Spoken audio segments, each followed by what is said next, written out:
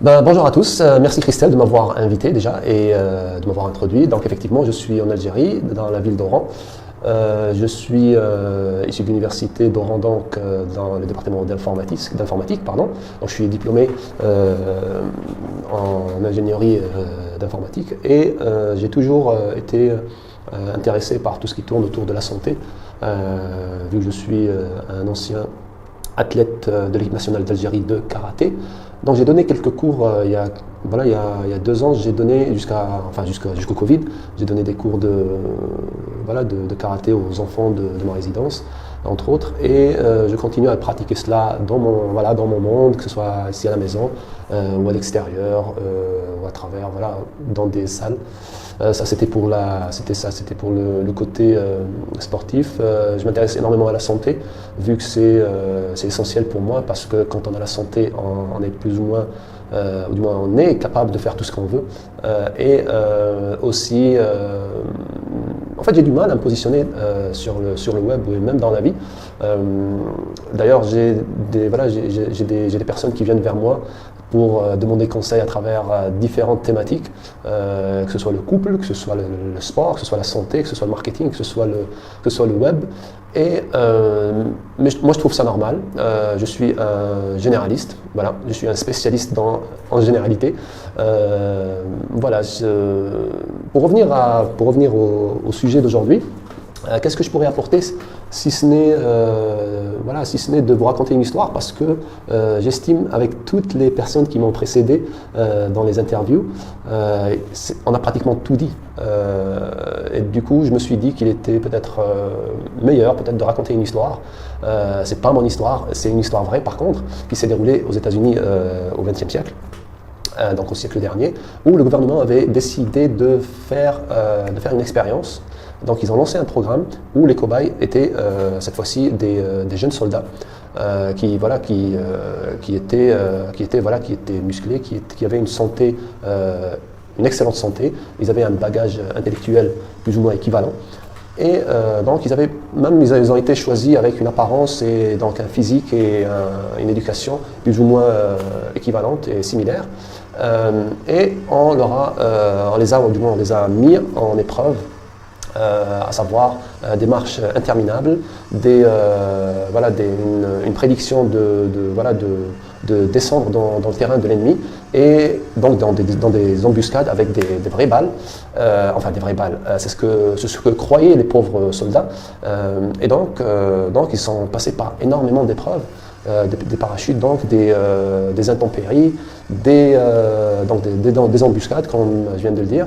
Et bien sûr, à un moment donné, on voyait des soldats qui abandonnaient, d'autres qui continuaient jusqu'à la fin, comme dans toutes les épreuves.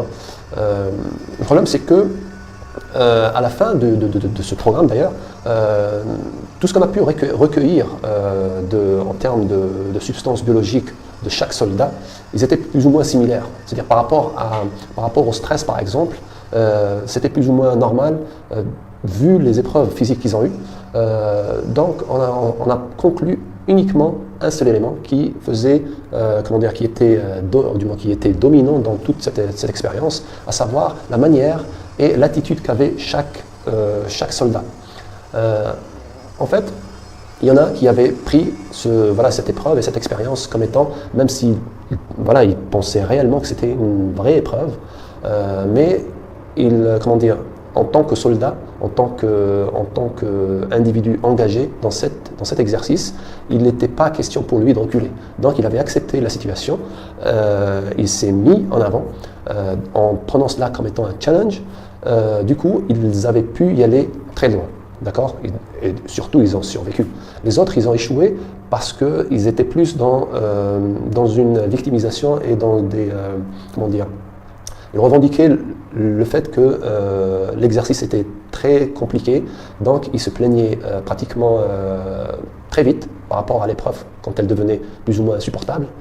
Et du coup, ils ont plus ou moins échoué, à l'instar des autres ils ont pu prendre plus de courage et plus sur eux-mêmes pour affronter cette peur et ce stress qui était pour eux réel. d'accord? Voilà, donc ça c'était une des clés qu'on peut générer, enfin, du moins qu'on peut conclure et qu'on peut tirer de cette histoire qui est un petit peu comment est-ce que vous voyez l'épreuve du corona. Pour ma part, ce que je fais tous les jours, c'est que je me dis déjà, le Covid, c'est pas le premier. Le corona, c'est un parmi plusieurs dans sa catégorie. Deuxièmement, le Covid, il est là, je peux pas voilà, j'ai même pas la possibilité de négocier avec lui. Il est là, il est en plus invisible, mais on est certain qu'il est là, on peut pas l'éliminer. Du coup, autant se réconcilier avec avec le passé déjà, avec l'actualité d'aujourd'hui, tout en prenant soin de soi. Voilà, je ne peux pas vous dire plus que ça. Ça passe évidemment par tout ce qui a été évoqué à travers les autres interviews qu'a fait Christelle. Peut-être je pourrais vous donner par exemple des conseils par exemple à l'alimentation. Vu que tout le monde ne peut pas se permettre des aliments bio, même si vous prenez des aliments qui sont plus ou moins du marché, voilà, essayez d'éplucher la peau. Par exemple, ne consommez pas la peau. Bon, bien sûr, la banane, vous allez apprendre, vous allez l'éplucher comme tout. Mais par exemple, moi, ce que je fais et ce que je sais, c'est que vu qu'on est dans une société qui conserve au maximum les aliments, moi, ce que je fais, c'est que en plus de nettoyer avec l'eau les aliments, je nettoie ou du moins j'enlève des éventuels produits conservateurs sur les peaux des fruits ou du moins des légumes ou quoi que ce soit. D'accord?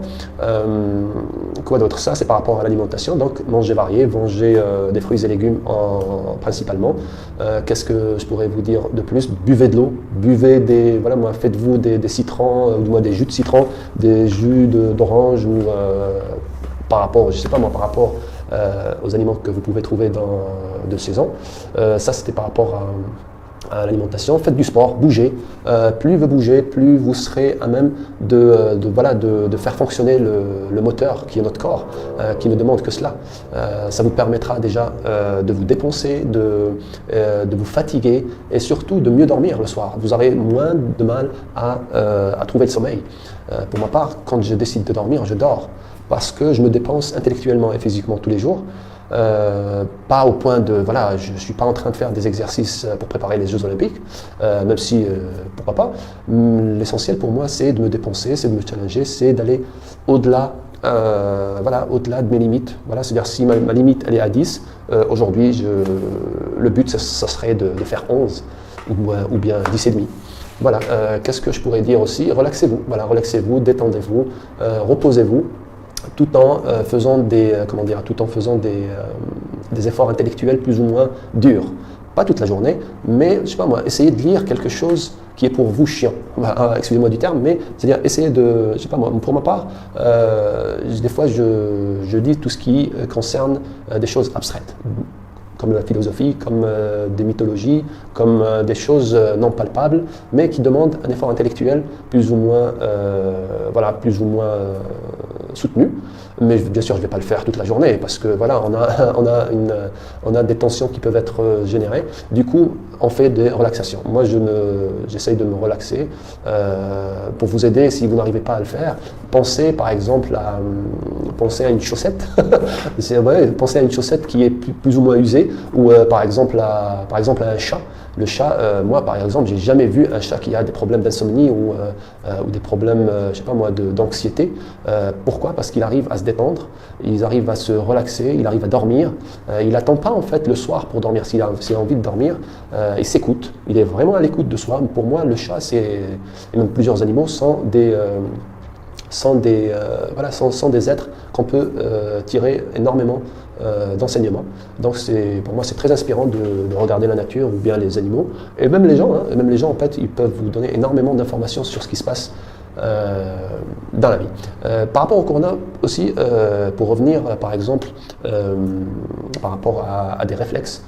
Bien sûr, on est obligé de mettre les masques à l'extérieur, mais même si vous êtes chez vous, bien sûr, vous n'allez pas mettre les masques, mais pour diminuer, que ce soit le corona ou d'autres pathologies qu'on peut générer en nous, essayez de maintenir la bouche fermée quand vous ne parlez pas. Et même quand vous mangez, essayez de manger la bouche fermée. On a du mal en fait à le faire, surtout quand on est stupéfait par les événements ou qu'on n'est pas d'accord sur le fait de vouloir enchaîner nos idées ou de vouloir revendiquer des choses. Quand on est en interaction avec les autres, essayons de maintenir une distance, chacun fait ce qu'il veut, mais avec les autres, maintenant notre bouche plus ou moins fermée parce que c'est la meilleure voie en fait pour toutes les bactéries et les virus entre autres pour se piluler et augmenter au maximum, et c'est surtout pas en notre avantage. Voilà, qu'est-ce que je pourrais donc voilà, occupez-vous au maximum avec tout ce que vous pouvez faire. C'est vrai que j'ai pas vraiment tendance à structurer mon discours, mais voilà, faites des respirations, que ce soit des respirations à l'extérieur ou même chez vous. Faites des marches, la marche peut parfaitement correspondre à de la méditation, surtout si vous êtes présent, ou du moins vous êtes présent au moment où vous êtes en train de marcher. Vous n'êtes pas en train je sais pas moi, si vous faites ça seul ou avec quelqu'un, vous n'êtes pas en train de vous surprendre en train de... En fait, voilà, essayez de voir un petit peu quel genre de pensée est-ce que vous avez, que ce soit avec vous-même ou avec quelqu'un d'autre. Quel genre de discussion ou de monologue est-ce que vous avez, est-ce que vous faites seul déjà de manière positive, ou est-ce que même en étant seul ou avec les autres, vous avez tendance à soit revendiquer des choses dont vous n'avez pas le pouvoir, soit vous êtes en train de remuer un passé dont vous n'avez plus le pouvoir, soit vous êtes en train de générer des pensées anxiogènes par rapport à un futur qui, comme je l'ai déjà mentionné peut-être, 9 chances sur 10 ne va absolument pas se dérouler comme vous l'avez prédit. Donc détendez-vous, faites ce qui vous anime, même chez vous. Ça peut être compliqué, je sais, mais trouvez quelqu'un déjà avec qui vous avez une bonne interaction, où la discussion peut être constructive, où vous ne serez plus ou moins pas jugé. Et voilà, il y a énormément de personnes, que ce soit Christelle, que ce soit les autres personnes qui ont déjà précédé. Vous pouvez venir vers moi aussi pour vous aider sur quelques thématiques. Je ne sais pas, mais je pourrais vous orienter sinon si je n'ai pas les bonnes réponses. Voilà, portez-vous bien. Je vous dis à très bientôt et bon confinement. Au revoir.